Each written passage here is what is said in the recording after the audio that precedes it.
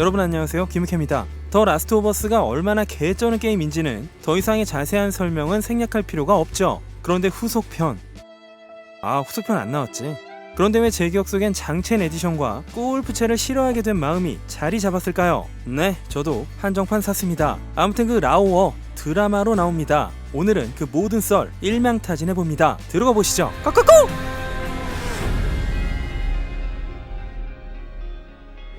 지금부터 모르시는 분들 위하여 원작 짤막 요약 정리 들어갑니다. 미국의 한 마을에서 수수께끼의 기생균에 의한 감염이 발생합니다. 급증하는 감염자들은 흉폭해져서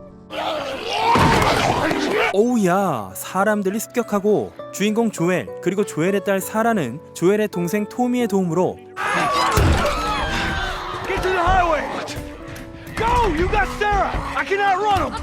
마을을 탈출하려 하죠. 그러다 우연히 만난 군인은 두 사람의 감염을 의심하는 상관의 지시로 발포.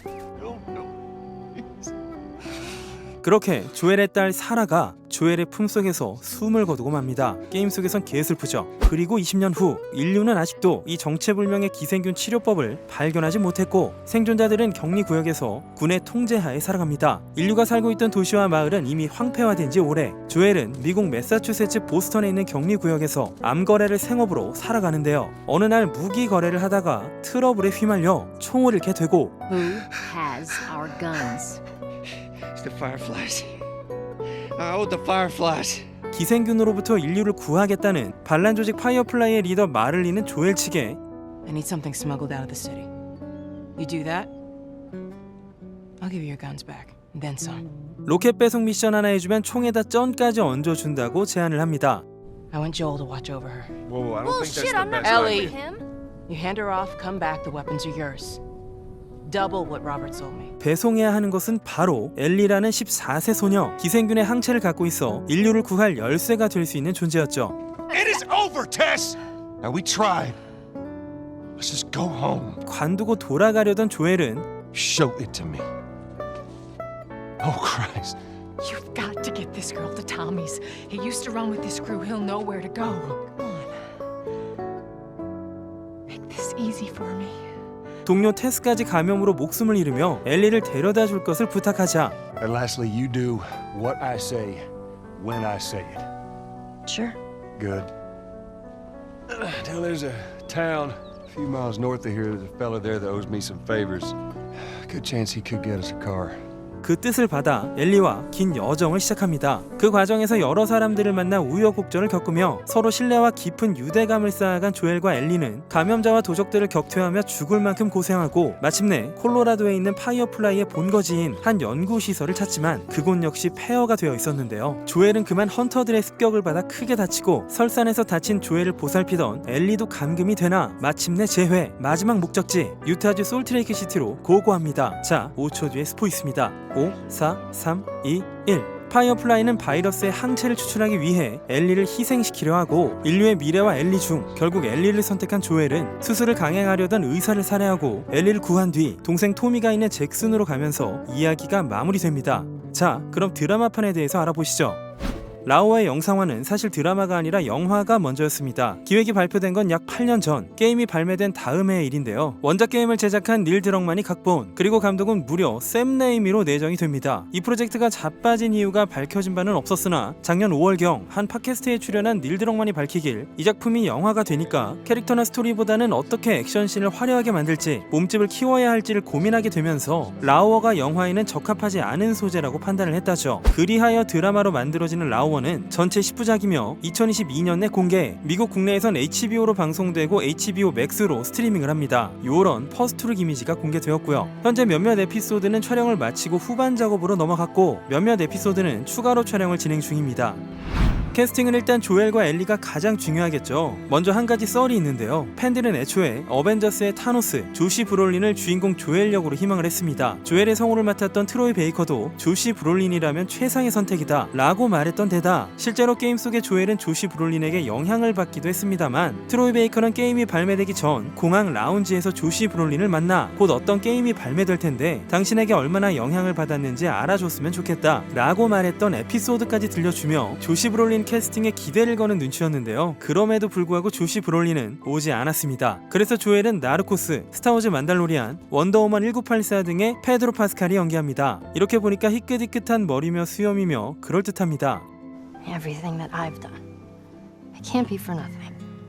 엘리는 왕좌의 게임의 리안나, 2003년생 벨라 램지가 맞습니다. 조엘의 동생 토미는 터미네이터 다크 페이트의 가브리엘 루나. 이렇듯 두 사람이 재회하는 이 장면도 그대로 나옵니다. 원작에서 토미의 성우였던 제프리 피어스는 격리구역의 반란자인 페리로 나온다네요. 조엘의 동료 테스는 프린지로 이름을 알린 애나 토브, 파이어플라이의 리더인 마를리는 멀 댄드리지가 연기합니다. 실제 게임 성우와 모션 캡처를 담당했었죠. 특이점 하나가 있다면요. 게임의 DLC인 레프트 비하인드에서 등장했던 엘리의 친구 라일리가 드라마에도 등장을 합니다. 유포리아의 스톰 리드가 연기하죠. 아마도 파일럿까지만 등장하지 않을까 싶은 조엘의 딸 사라 역으로 덤보와 레미니센스에 출연했던 니코 파커가 나옵니다. 만드는 사람들도 심상치는 않습니다. 제작 사실이 알려지고 얼마 되지 않아 프로듀서인 체르노빌의 크레이그 메이진이 인터뷰 때 남긴 미묘한 한마디, 이 드라마는 실제로 게임을 만든 사람과 함께 제작한다 라고 말이죠. 그렇게 원작자인 꺼드럭, 아니 닐 드럭만이 드라마의 각본 제작 총지휘라는 것도 밝혀집니다.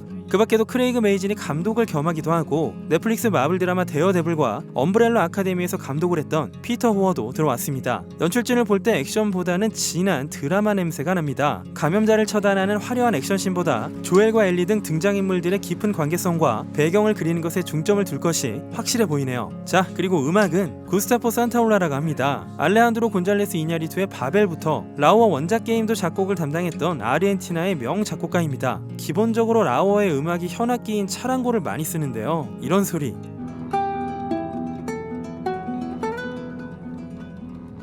이분이 차랑고를 매우 잘 다루죠. 그야말로 대안이 없는 음악가가 아닐까 싶습니다. 이쯤 되면 힘 좀 빡 준 것 같긴 한데 촬영장도 장난이 아닙니다. 이 드라마의 시각 표현이 만만치 않은 건 기생균의 집에 당한 뒤 수십 년이 흐른 광활한 대지와 도시가 주요 배경이기 때문입니다. 게임 역시 그 스케일감이 대단했으니까요. 일단 프롤로그의 마을 탈출은 캐나다 중서부에 위치한 엘버타주에서 가장 큰 도시인 캘거리 근교 오코톡스 마을에서 마을 하나를 통째로 단장해서 촬영 예정입니다. 마을을 장식할 예정이란 공문이 마을 주민으로부터 공개된 적이 있었죠. 마을에서 요만큼 통제를 한다는 얘기가 되겠고요. 이 마을 난장판 되는 거 기대해봅니다. 그리고 폐허가 된 도시 묘사가 압권입니다. 대부분 캘거리에 있는 세트장 및 실제 도시 일부를 통제해서 촬영을 했고요. 긴 시간 사람 손을 타지 않은 극히 낙후된 건물의 표면 연출을 하면서 촬영이 끝나면 고스란히 원래대로 복구를 해야 하는 상황이라고 합니다. 요런 광고 천막이나 간판은 이렇게 제거하는 거죠. 공개된 사진들을 보면 게임 속의 배경을 시각적으로 최대한 재현하려는 노력이 곳곳에서 엿보입니다. 자동차들마다 덩굴이 가득하고요. 그리고 건물들, 도로 통제 클라스, 게임 속에서 볼 수 있었던 미장센들도 이렇게 재현을 해놨습니다. Hurry up. 특히 이 장면은 게임할 때 가장 감탄했던 장면이었죠. 드라마에서 기린도 섭외가 됐기를 바랍니다. 후반부로 예상해볼 수 있는 설원과 마을, 다리 등등도 볼 수 있었고요. 동충하초 영지버섯 친구들은 요런 느낌의 아트웍이 공개가 되었습니다. 그리고 이 드라마 사이즈가 큽니다. 촬영을 전부 대자연 가득 세금 환급 잘해주는 캐나다에서 하는데요. 캐나다 엘버타주의 제이슨 키니 주지사가 영화, TV, 드라마 통틀어 캐나다 사상 최대라고 밝혔습니다. HBO가 이 프로젝트에만 연간 2억 달러 이상을 쓴다. 이거 최대 8시즌까지 나올 거임 라고도 말을 했는데요. 이 지역 자영업자 및 기업들이 여전히 어려움을 겪고 있는 상황에서 지역 성장을 예측하는 자리였으니만큼 100% 신뢰하기는 어렵습니다. 그래도 일단 회당 제작비가 1000만 달러가 넘습니다. 왕좌의 게임도 첫 번째 시즌은 회당 500만 달러였는데요. 나중엔 1000만에서 1500만까지 시솟았죠. 그러니까 라오어는 왕좌의 게임에 준하는 클래스로 보시면 될 것 같고요. 그 밖에도 벨라 램지가 이거 왕좌의 게임을 훨씬 뛰어넘는 스케일이다 라고 말한 바가 있었고, 가브리엘 루나는 인터뷰에서 시즌 1이라는 말을 공공연히 한 데다 HBO도 이런 이미지를 올렸으니 적어도 시즌 2는 염두를 하고 있는 모양입니다.